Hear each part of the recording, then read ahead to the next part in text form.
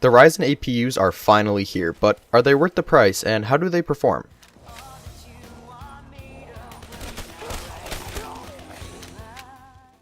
So, the Ryzen 3 2200G and the Ryzen 5 2400G were recently released to much anticipation. These APUs, which are the CPU and GPU on the same chip, feature Vega cores for the graphics and Ryzen cores for the CPU, and the specs differ between the two chips. The Ryzen 3 2200G features a quad-core CPU clocked at 3.5 GHz with 8 Vega compute units. The CPU has 4 MB of L3 cache and the GPU chip runs at 1100 MHz. The CPU part of this chip is essentially a Ryzen 3 1200, but the GPU is a little more interesting. This graphics processor delivers about 1.13 teraflops of performance, which is about equal to a GTX 1030. Yes, it's not very powerful, but it's impressive to see an APU that is able to match the performance of a discrete GPU. The Ryzen 5 2400G is a little bit of a different story, however.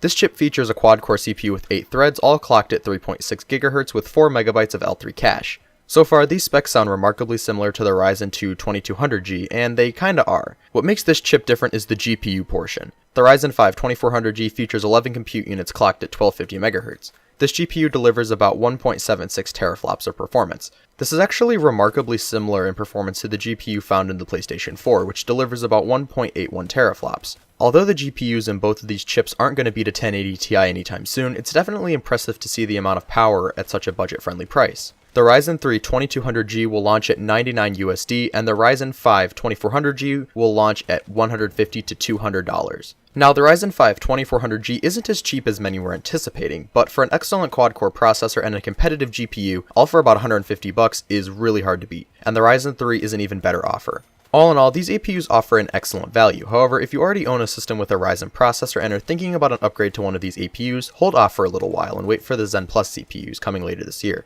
On the other hand, if you're looking to build a new budget PC that can play esports titles and older games, then go ahead and buy one of these. They are an excellent choice and would allow you to designate more of your budget away from a discrete GPU and towards something else like more RAM or a higher capacity hard drive. Thanks for watching, and I'll catch you in the next video.